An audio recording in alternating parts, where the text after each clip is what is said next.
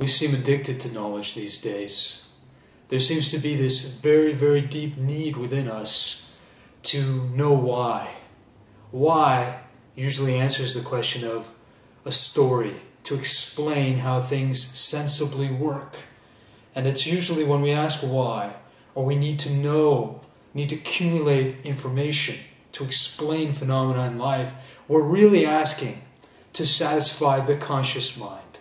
What we think we know, the thoughts that we are aware of.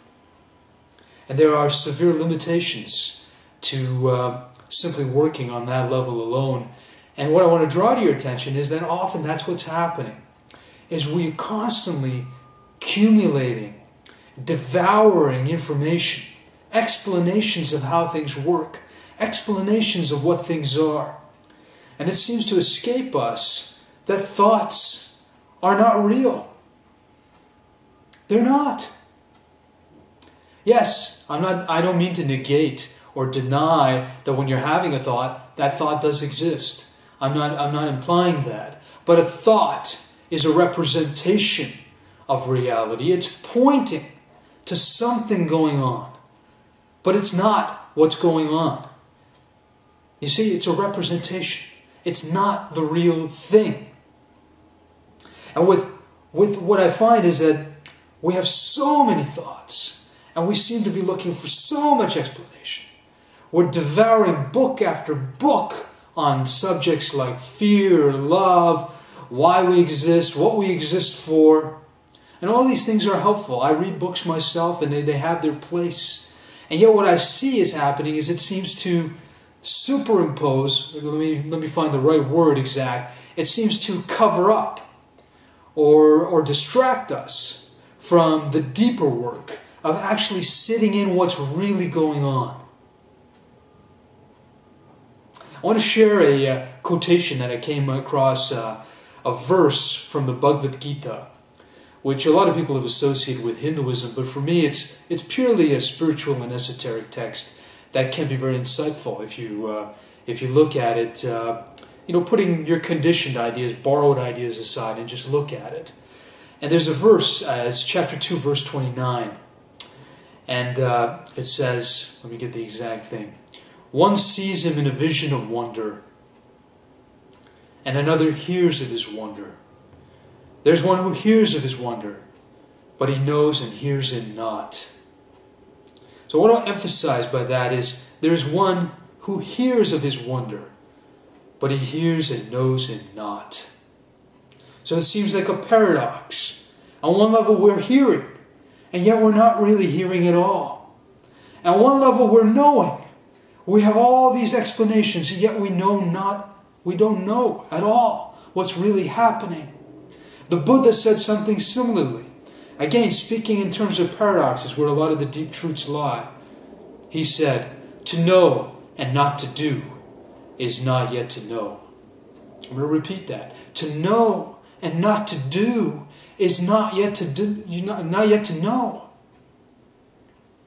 Another double level of knowing. There's one superficial level of knowing, where we just appease our conscious ideas of what's going on.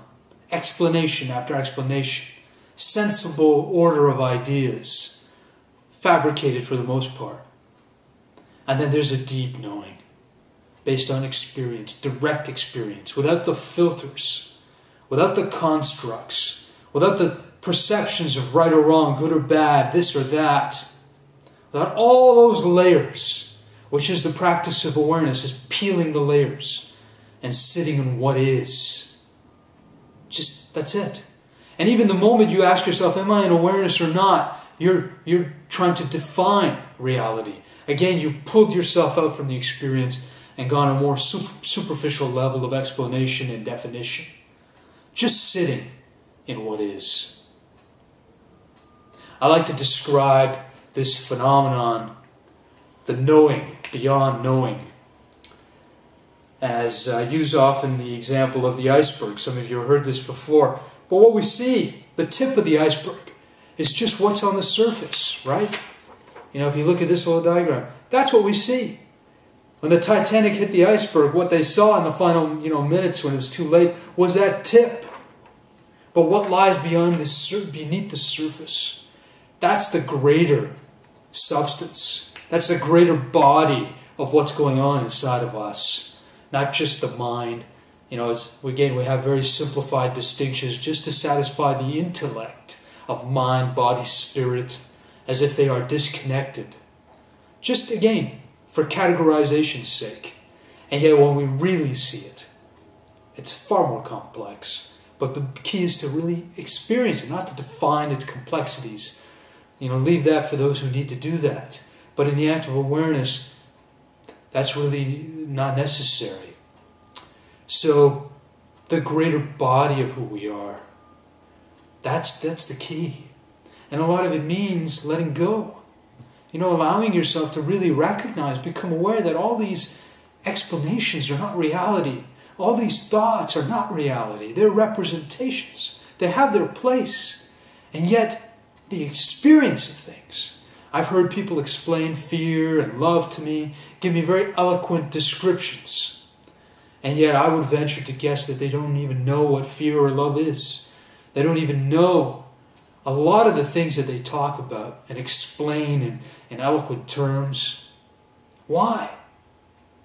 Again, that leads us down that road of explanation.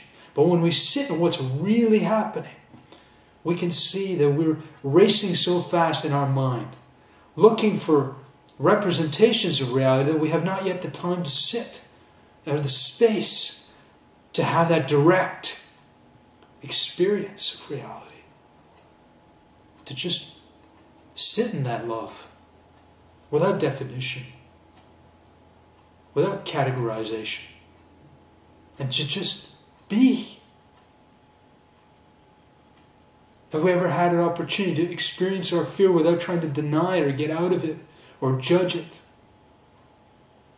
This is the work that I invite us to do. This is what the Slow Thought movement is about.